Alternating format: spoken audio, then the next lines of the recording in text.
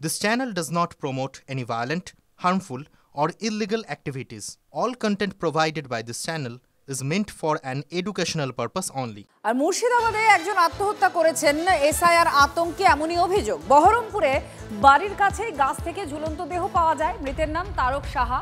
বাবার নথি না থাকায় আতঙ্কে ছিলেন তারক, এমনটা দাবি করছে তৃণমূল কংগ্রেস।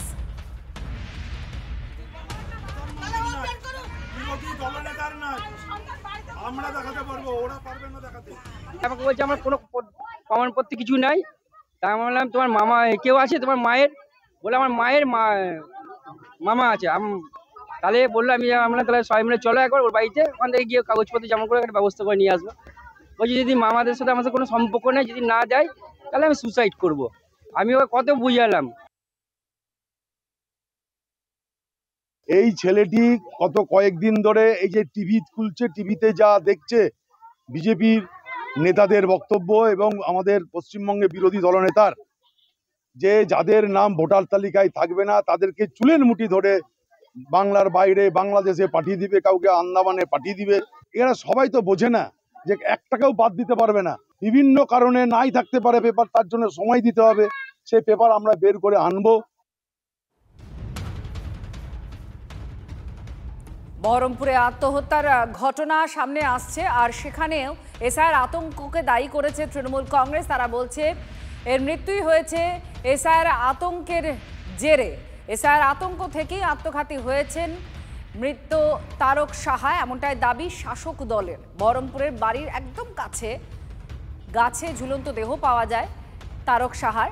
বাবার নথি না থাকায় তিনি আতঙ্ক ছিলেন, এমনটাই দাবি তৃণমূল কংগ্রেসের। বহরমপুরে আত্মহত্যা এবং সেখানেও এসআইআরকে দায়ী করছে তৃণমূল কংগ্রেস। তারক সাহা তার মৃত্যু হয়েছে, কিন্তু তার বাবার নথি না থাকায় তিনি আতঙ্কে ছিলেন, তৃণমূল কংগ্রেস এই দাবি করছে। জয়প্রকাশ মজুমদার তৃণমূল নেতা এই মুহূর্তে আমাদের সঙ্গে রয়েছেন। জয়প্রকাশ বাবু, কি বলবেন? আরো একটি আত্মহত্যার ঘটনায় এসআইআরকে দায়ী করছে সেখানকার আপনাদের শাসক দলের নেতৃত্ব। দেখুন, আমার চোখের সামনে ভেসে উঠছে ঋত্বিক ঘটকের তো 100 বছর হচ্ছে।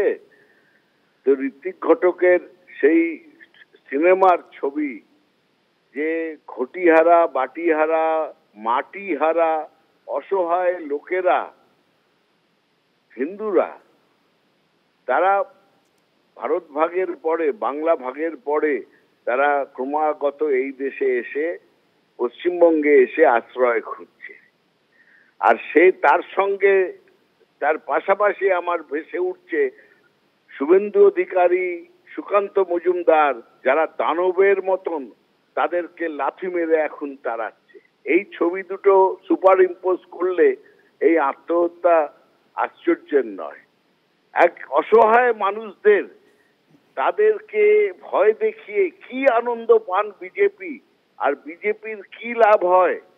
তারা ইলেকশন কমিশন আর নিজেরা মিলে যে আজকে দানবের চরিত্রে অভিনয় শুরু করেছে, আতঙ্কের পরিবেশ করেছে, সেই যে চারিদিকে এখন পশ্চিমবঙ্গে মারবো, ধরবো, তাড়িয়ে দেব, বার করে দেব, ভোটার লিস্টে নাম থাকলে বাংলাদেশে পাঠিয়ে দেব, এ কি চলছে?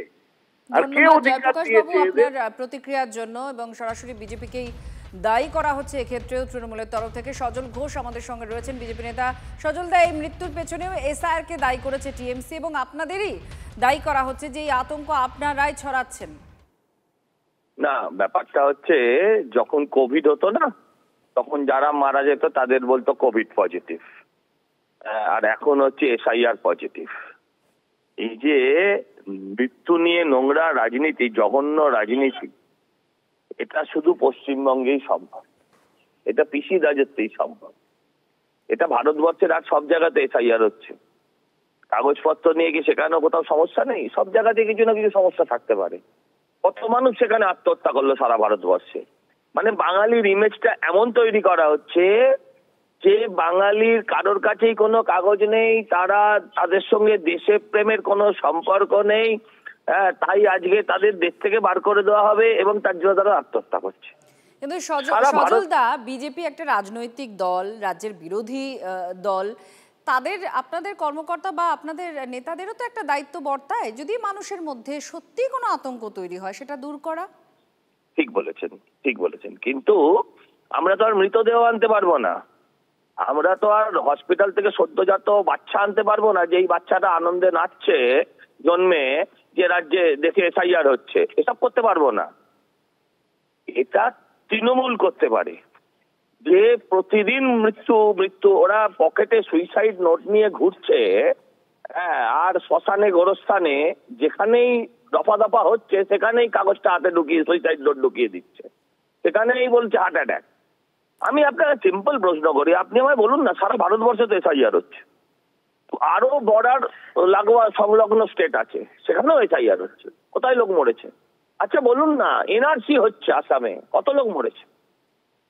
এই যে একটা মিথ্যে ন্যারেটিভ, এটার দায়িত্ব কিন্তু রাজনৈতিক দল বলবে, কিন্তু তার প্রচারের ভূমিকা থাকে মিডিয়ারও।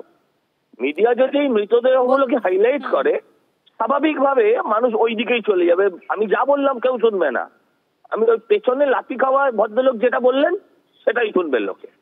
ধন্যবাদ। সজল ঘোষ আমাদের সঙ্গে ছিলেন এবং অনেকাংশে তিনি নিজেদের দায়টা অন্যের ঘাড়ে ঠেলছেন।